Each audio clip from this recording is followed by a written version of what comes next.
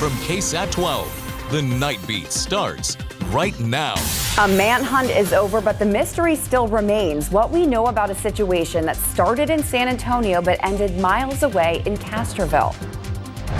And it's the last weekend of summer for many kiddos fixing to head back to school in the upcoming week. Hot and toasty with highs near the triple-digit mark each and every day. We're going to break down those details in a few.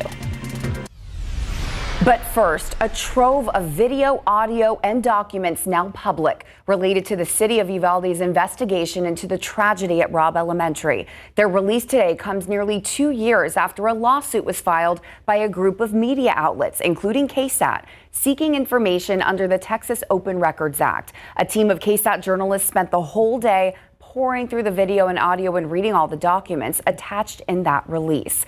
As difficult as it is to take in, several loved ones of the 19 kids and 2 teachers killed at Robb want to see this evidence. They say it's a step towards transparency and even more accountability.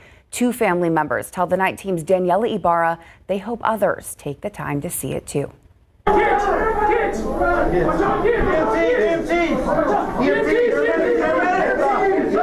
Seeing the chaos unfold is horrific. More kids over here. More kids over here.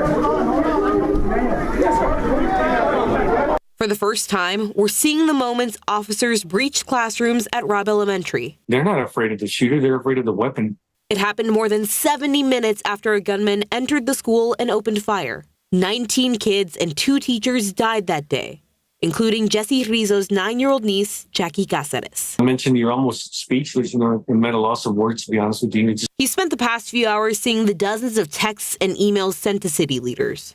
There's also more than 200 calls to go through. Uvalde County 911. Oh my God, they just got shot at us. They shot at you? Yeah. There's a guy about the school over here by Benson. He's in the back. Including 911 calls made by kids inside the classrooms. What do you think about the fact that all these records are now out in the public for people to see? We've been asking for 2 years, to see this information. And there's also dash camera and body camera footage to look through. In every little bit of information that we do get, there is always a little bit of truth that we didn't know. Brett Cross was 10-year-old Uzziah Garcia's guardian. Cross wants to know why there's body camera footage from only 5 Uvalde police officers. 25 responded to Robb the day of the shooting. What are they hiding? A text from Uvalde Staff Sergeant Eduardo Canales reveals some officers were not recording or didn't grab a body cam. 26 officers there that day from the city? We don't have all 26 officers' body cams. The details are difficult to digest. It's mind-boggling, but maybe something like this I'm hopeful will change your mind and be a little more supportive. Times I want everybody to see everything up to our children's bodies. I want people to see everything so that you can see this is a nightmare. This is something that you can't put into words. And this is our reality. Daniela Ibarra, KSAT 12 News. Today's release of records is just part of what we're fighting to get. Uvalde CISD and Uvalde County have filed notices of their intent to appeal. A separate lawsuit for records from DPS is still tied up in the courts. What we do have is hundreds of police radio transmissions included in today's release. In one clip, you can hear officers asking for a description of the shooter. Do you have a description yet? Not at this time, sir. Caller cannot remember what he was wearing. I have one other complaint on the line advising me. Also, wearing black and jeans. The application was jumping over the fence into the schoolyard. Stop fire, Uvalde at Robb School. That transmission was made just after 11:30 that morning. Police were looking for the gunman after he was involved in an earlier accident where a truck ended up in a ditch. Callers told police the gunman was armed and headed to the school. On another transmission, an officer said there was a woman shot in the head at another location. It is believed the gunman shot his grandmother at her home that morning before leaving, getting into that accident, and then heading to Robb Elementary. Among the 911 calls released today was a call from the gunman's uncle. He asked dispatchers if officers would let him try to talk to his nephew. The thing that's happening at Robb right now, Okay. My nephew. Who's your nephew, I sir? was wondering maybe he could listen to me because he does listen to me. Everything I tell him, he does listen to me. Armando Ramos pleaded with the Uvalde County dispatcher to let him talk to his nephew. Ramos could be heard asking himself, why would his nephew do this? And then told the dispatcher he was with his nephew the night before the shooting and had dropped him off at his grandmother's house. So did he say anything to you? Do you know of any change in his behavior over the last couple of days? No, nothing. He just said that he was mad that his grandma was just bugging him too much. I said, well, she has every right to bug you, mijito, because that's... Why was he upset? You're under her run. No, he wasn't upset. He goes, she bugs too much. She told me she was always bugging me. I was like, well, that's her job. That she cares about you. Ramos would make several more calls to dispatchers that day, but all of them came after law enforcement had taken out the gunman. In a statement released by the firm representing many of the media outlets, including KSAT, Haynes Boone Media Law Chair Laura Prather says, "We are thankful the city of Uvalde is taking this step towards transparency. For more than 2 years, our Haynes Boone team has fought for the release of records related to this tragic mass shooting at Robb Elementary. We're still waiting on Uvalde CISD, Uvalde County, and Texas DPS to release dozens of interviews, hundreds of body camera videos, and thousands of investigative files. Transparency is necessary to help Uvalde heal and allow us all to understand what happened and learn how to prevent future tragedies." Now, in all, there was body cam footage from 5 Uvalde police officers, dash cam footage from several police vehicles, 19 calls to 911, more than 300 radio transmissions, more than 200 non-emergency calls, as well as text messages and reports, all released to us today. Our group of media outlets have argued this information is a matter of public record. And KSAT has decided to post almost all of this information on our website. While it is difficult to watch and hear, we wanted to give you the option to view everything as we received it. All the edits to the video, the audio, and documents were done by the city of Uvalde with the approval of the attorneys representing our media companies. We also wanted to add, out of respect to the families of the victims, we will not be publishing 911 calls from people inside the school, including the victims themselves. Well, on this same day of the massive release, a Texas Coast police chief giving a gift to the family of Jose Flores Jr. Jose was one of the 21 victims of the Robb Elementary tragedy and dreamed of becoming a police officer when he grew up. Today, Jamaica Beach Police Chief Ray Garvani was presenting Jose's family with a police jacket and officially named Jose an honorary police officer. Now, the reason we requested all of this information was to offer understanding to you and the families of the 19 children and 2 teachers killed in classrooms that day. Their faces should be remembered forever, which is why we will continue to cover the tragedy, and we will never forget these 21 people.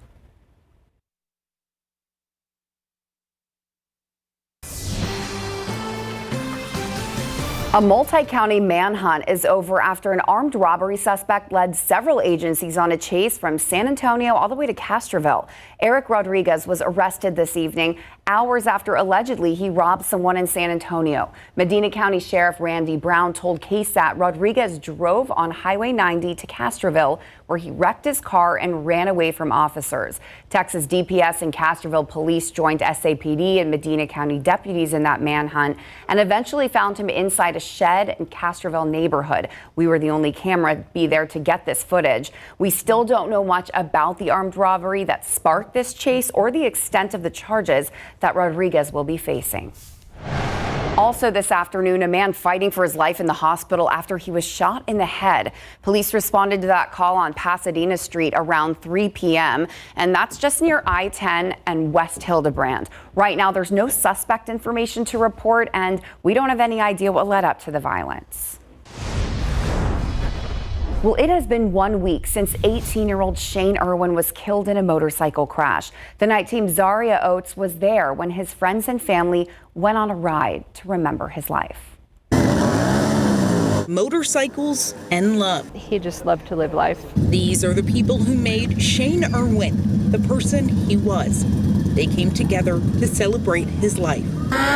Shane died in a motorcycle crash on August 1st. He was only 18 years old. Losing him was bad, but his friends have been amazing. They organized this ride today. They've put up a memorial. They've been at my side since it happened.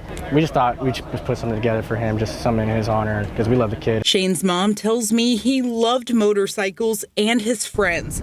They just hope the community continues to remember the kind of person Shane was. Very adventurous, cared very deeply. It's all fun and games. A bike ride to remember their dear friend, Shane. I miss you, Muffin. Well, it'd be I love you, Shane, so much, man, and I love him like a brother. Zaria Oates, KSAT 12 News. Back to school coverage now. Parents, teachers, and everyone who needs to save a few bucks. It's tax-free weekend in Texas. Between now and tomorrow night, sales on school supplies and other adjacent items are tax-free at checkout. We've got an entire list of what does and does not count in this weekend's sale on our website, KSAT.com, right now.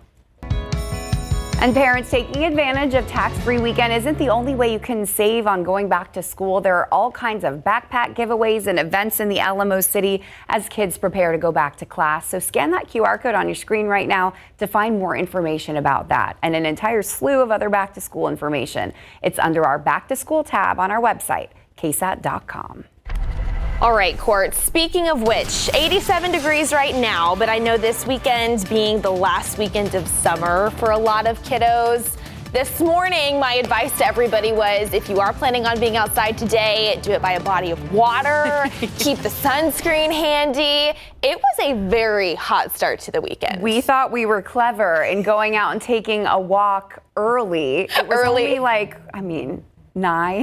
It was still hot. It was hot. By 10 I was a little embarrassed. It already felt like the 90s. Yes. I mean, that is just what we've been dealing with today and what we're going to deal with for the foreseeable future. So once again, tomorrow, just take it easy out there. And even heading into back to school next week, make sure you send the water bottle with the kiddos as well. It's going to be toasty out there even for recess. A few areas managed to find some isolated rain, some nature's AC here and there. San Antonio was pretty dry today, but a few isolated showers and storms managed to push across our eastern counties just south of Gonzales. Authority radar estimating 0.4 of an inch near Luling, just to the south of I-10. About an inch recorded earlier this evening as well. And then in far northern Guadalupe County, just to the south of San Marcos and east of New Braunfels, an area that picked up over 2 inches of rain yesterday, saw an additional inch with a few thunderstorms that managed to work into that area earlier today as well. A few more downpours were found west of I-35 in between Concan and Sabinal, about 0.8 of an inch just to the southwest of Lakey.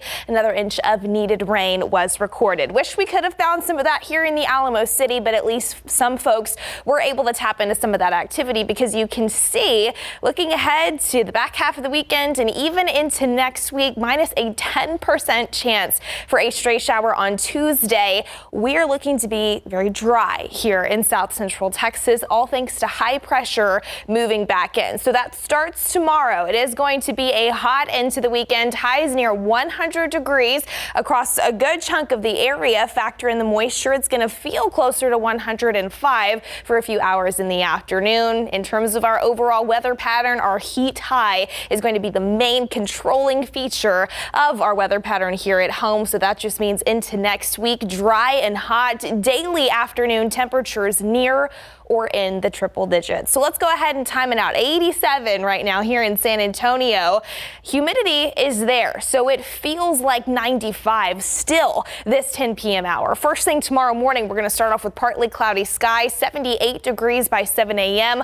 Already pushing the low 90s for any lunchtime plans at noon. Plenty of sunshine in store. We've got a forecast high near 99 here in San Antonio. Again, feeling hotter because of the humidity. We're going to find plenty of sunshine out there throughout a good chunk of the day. The UV index will be very high. So once again, make sure you have the sunscreen if you're planning on spending some extended periods of time outside tomorrow. Most of us in the upper 90s and low triple digits, especially along and south of Highway 90, 100 in Rio Medina, same over at Port SA for places like Poteet, Pleasanton as well, 96 in Canyon Lake, 99 over in New Braunfels. But check out your feels like temperatures. By 5 p.m. tomorrow, upwards of 105 in a few locations. So there's that summertime heat. It is definitely here, and notice on your futurecast, high pressure is still going to wobble a little bit to the east and west over the next several days, but that is going to be the main dominating feature of our weather pattern here at home. So daily triple digits are expected, could potentially build by a few degrees by Wednesday, Thursday, and Friday. 101, the current forecast high temperature. By the way, if you were curious, so far this year, we've seen 14 triple digit days. We got up to 98 today, so we were just shy of the century mark, but we have to put this into perspective. Yes, it's hot, but at least it's not what we were dealing with this time last year. We already had 45 triple digit days in the books. Of course, 2023 would go on to break the record for the highest number of triple digit days we would see in a given calendar year. We'll likely tap onto that number by a little bit over the next 7 to 10 days, not on pace to break that, thankfully. We'll talk more about it in the next half hour, and Courtney also gets you a look at the tropics with another disturbance pushing through the central Atlantic. Gotta look ahead for that. All right, thank you, Mia. Okay, Mary, dare I say college football is on the horizon. I'm so excited, and I know that you've got your eye on UTSA right now. Yes, today the UTSA football team held a close scrimmage this morning after we asked Jeff Traylor if he's any closer to naming a starting quarterback. Plus, the U.S. men's basketball team defeated France in an epic showdown. Victor Wembanyama using the runner-up finish as fuel. We'll be right back with sports.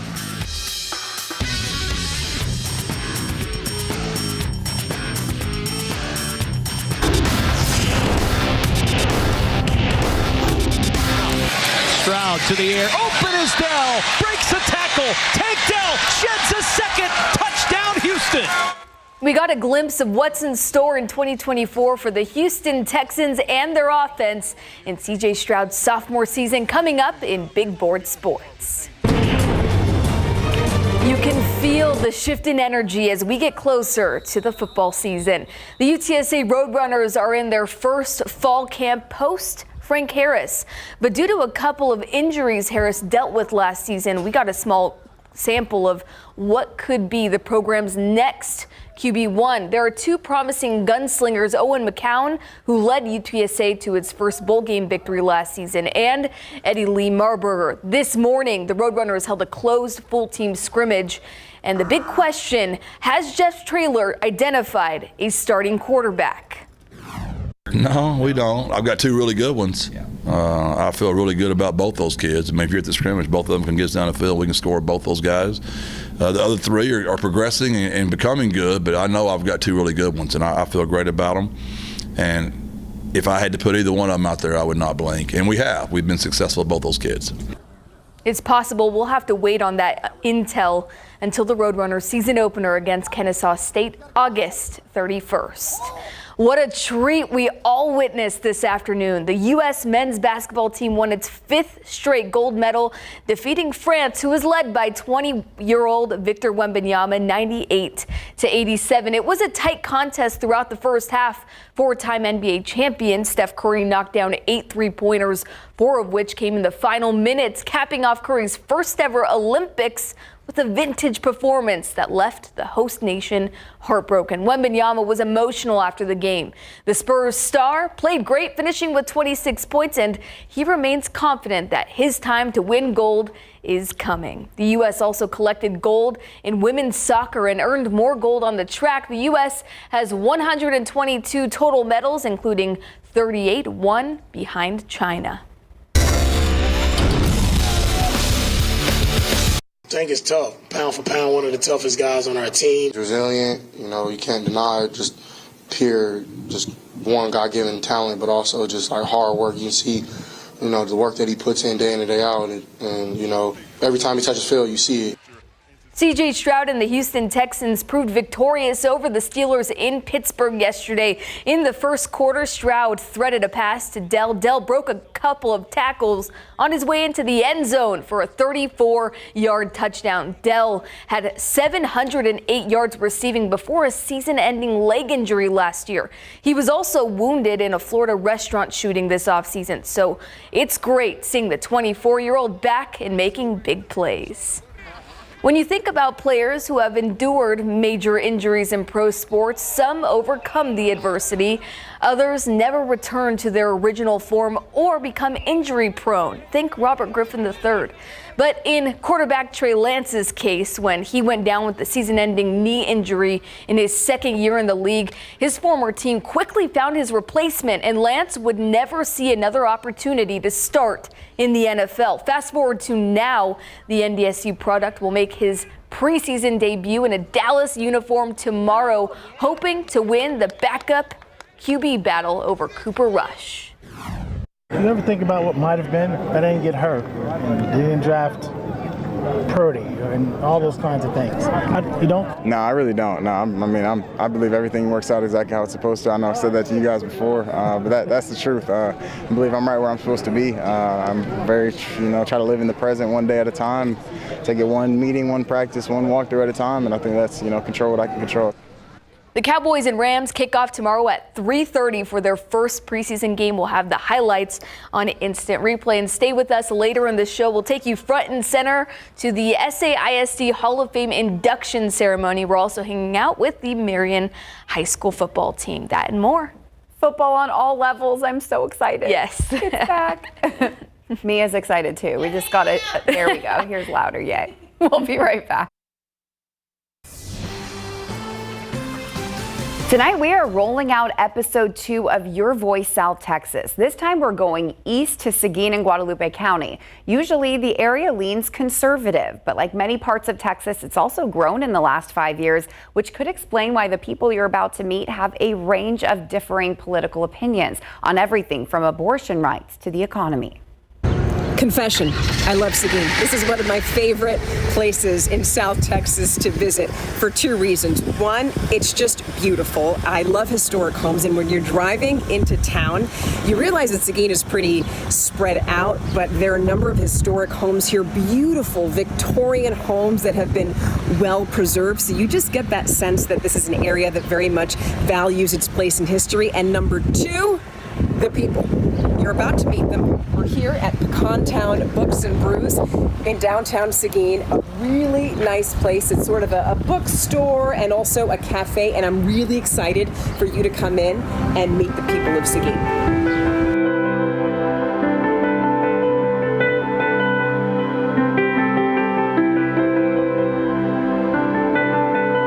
We like the pace of life here.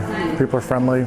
Still get to wave at your neighbors, and it's good. We enjoy it. It's very pleasant. It's welcoming. It's friendly. It feels very community and family oriented.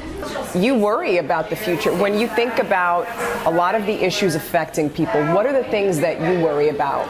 Global warming and all this stuff, you have to think about stuff like that because we have kids. I have a 3-year-old granddaughter and an 8-year-old grandson, so I try to think about what is going to happen to them. We've lived through a lot, so I just think about them. That person that I'm going to vote for president for 2024 will be Trump. I voted for Trump last year, and the year before, or the 2016, and we will vote for him again. I do think Trump tends to be more divisive, and I think the Democrats are a little lost right now. So I was born and raised evangelical. I grew up going to different Republican events and learning more, and I voted for Trump in 2016, and I did not vote for him in 2020 because I did not agree with what happened. And so this next election, I'm going to be voting for Kamala Harris. And I would never have told you I would have voted for a Democrat even 4 years ago. Such an interesting range of ideas. Scan the QR code to watch episode 2 of Your Voice South Texas. No matter where you stand politically, you're bound to hear from someone who shares your views. And of course, stay on the lookout for future episodes premiering between now and Election Day. I love how proud everyone was of their city and their town. Yeah, just getting all of the different perspectives, too, ahead of Election Day. The whole point, absolutely. All right. Something we all have in common is that it's hot everywhere. That is a universal belief, right? We have no lack of heat this weekend and even into next week. More of the same is in store. 98 degrees was our high temperature today, 1 degree above the average of 97. Thankfully, we were nowhere near the record of 106 that was set just last year. Triple digits earlier this afternoon in Pleasanton, Hondo, 105 out west in Del Rio. It was 103 in Eagle Pass. So yes, a very hot start to the weekend. Now we're starting to see those temperatures fall into the 80s. 84 out east in Gonzales. Still have some 90s though. It's 90 degrees in Uvalde right now, 91 in Carrizo Springs. Just shy of 100 degrees expected tomorrow afternoon, but feeling like it thanks to the humidity in place. Hot and dry all the way through the upcoming week. We're going to have the latest breakdown on that, plus a check at the Tropics coming up in just a little bit. All right, thanks, Mia. Getting paid to not go to work. Coming up, KSAT investigates the financial arrangement between Vernia ISD and a former top official with the district. A top administrator at a San Antonio area school district was paid tens of thousands of dollars to not show up to work. The professional leave with pay arrangement for Dr. Michael Duffick played out last school year, despite Vernia ISD now facing a $500,000 budget deficit. KSAT investigates. Dylan Collier sheds light on a secretive agreement taxpayers footed the bill for. In late March, a Vernia Independent School District parent informed the board that he tried to report a safety concern to Chief Administrative Officer Dr. Michael Duffick, only to learn, well, Mr. Duffick is on administrative leave.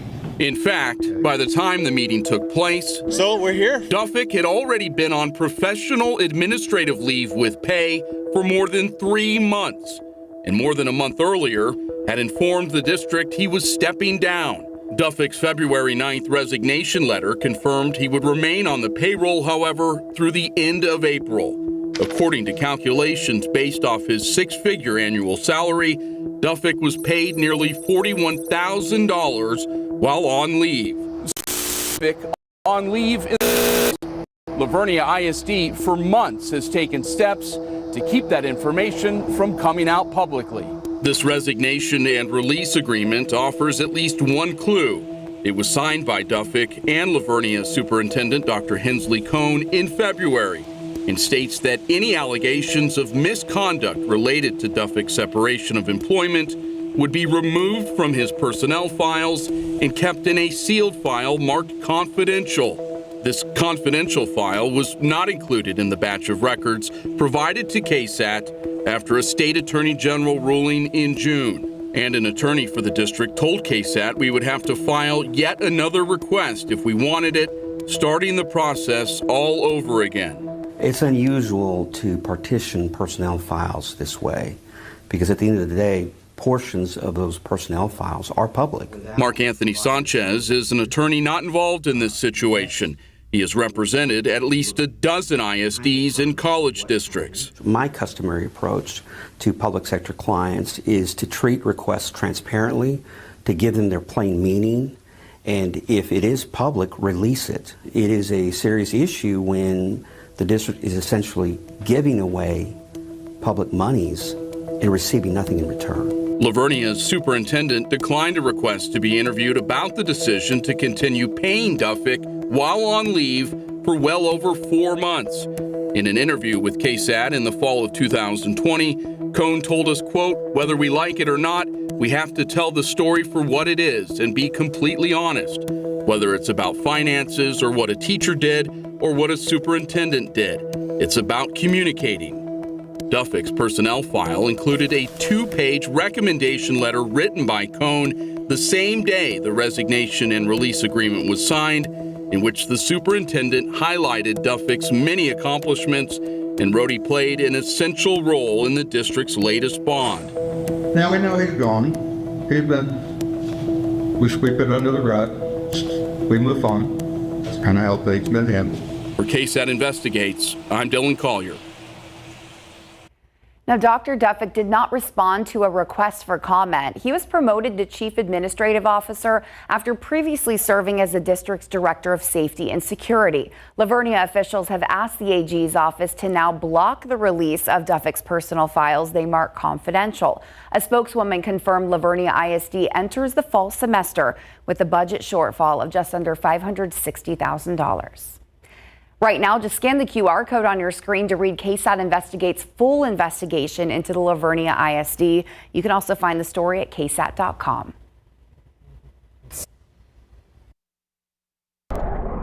So this is the nature of hurricane season. I feel like we just stopped talking about Debbie and we're already on to the next one. We're already on to the next disturbance in the central Atlantic. We know that we talk about the heat this time of year, and of course we have to talk about the tropics as well. I want to get you a look at the graph though. Hurricane season officially running from June 1st to November 30th with what we know is the climatological peak of hurricane season. The top of the yellow mountain that you see there, that resides on September 10th. So we are a month away from that point, getting closer and closer to the peak. And as Courtney just mentioned, yes, finished with what was at one point Hurricane Debbie that made two landfalls, one in Florida and then a second one in South Carolina. The remnants of that system were pushing across the New England states earlier today and even New Brunswick. That has since moved out. Things are a lot drier up in the Northeast. But you can see in Debbie's wake, plenty of flood alerts still in place along the eastern seaboard, specifically in the Carolinas down to Georgia and even parts of the Sunshine State.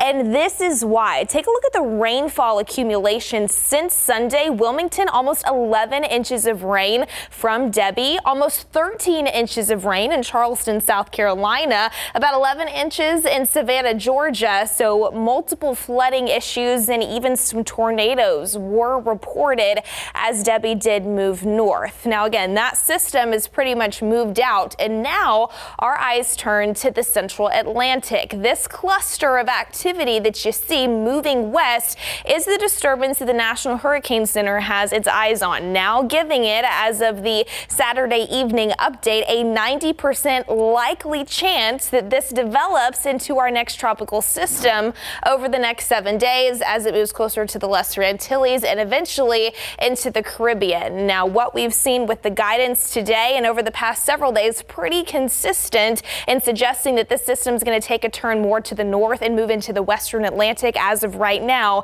this is not expected to impact the Gulf of Mexico and especially us here in south central Texas. But this time of year, we know that things can change, so we will be keeping tabs on that very closely for you over the next week or so. By the way, in case you were curious, the next name on the list for this season would be Ernesto. So again, more to watch in the days to come. High pressure, though, in the meantime, here at home is going to be the main controlling feature of our upper level overall weather pattern. You can see while we did manage to find a few isolated storms across parts of south central Texas earlier this afternoon and evening, the bulk of the rain making energy is just being deflected around the northern edge of that high pressure system. And that high pressure system is going to move a little bit to the east and a little bit to the west over the next few days. However, overall, it's still going to be over the state of Texas in the days ahead. You can see how that really impacts our temperatures. The average for this time of year, 97 degrees. We're going to be around 99 by tomorrow afternoon, and then near or in the triple digits after that for the foreseeable future throughout next week and even into next weekend as well. So we're in it for the long haul. Right now, temperatures in the 80s for most, 87 here in San Antonio. It's 81 over in Boerne. We'll start to see those temperatures fall ever so slightly as we sleep tonight, starting off tomorrow morning at 78 degrees at 7 a.m.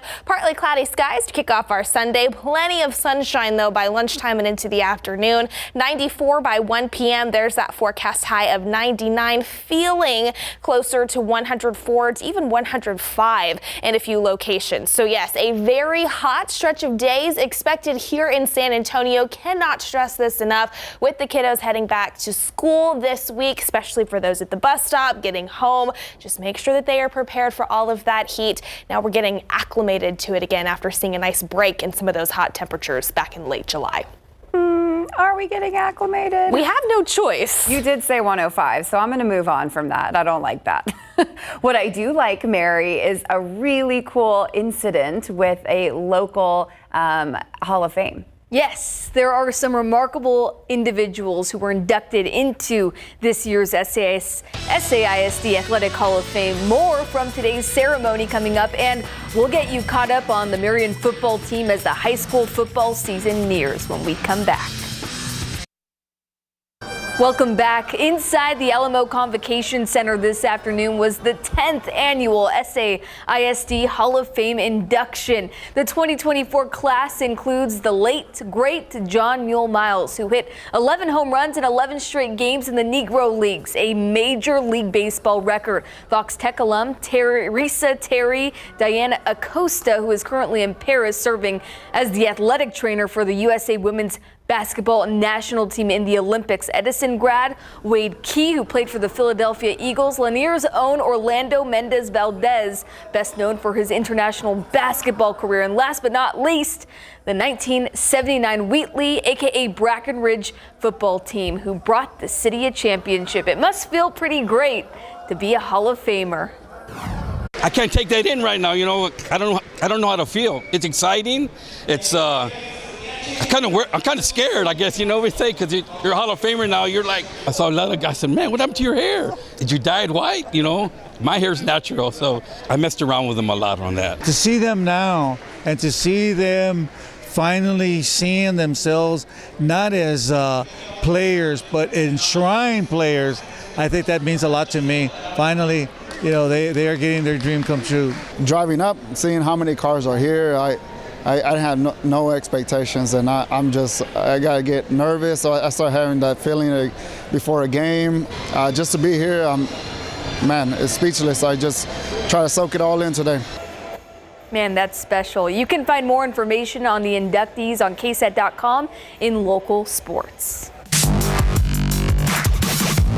On the east side of town, the Marion football team is trying to crack the code on getting past the first round of the playoffs as our BGC previews continue. Sports fans know the work to achieve postseason success begins in the offseason. The Marion Bulldogs are coming off of a 5-win, 6-loss year where they came together for some big wins but would see their season end against Jourdanton in the opening round of the playoffs. However, the Texas postseason environment motivated the squad to want to get back on the field and take it one step further. I've missed it for sure all summer. It's been really highly anticipated. Everybody's real excited. These past 2 days have been real high tempo, real high excitement, and everybody's real psyched for the season coming up. Man, I'm excited. I can't wait. It's going to be a good year. Oh man, I've been waiting all summer. It's a dream to be back. This is the spot I've always looked up to. Like elementary all the way to middle school, and now I'm like finally here. This is like I look back and I'm like, this is the guy. I'm the guy that I would have looked up to, and I'm just excited to be here finally.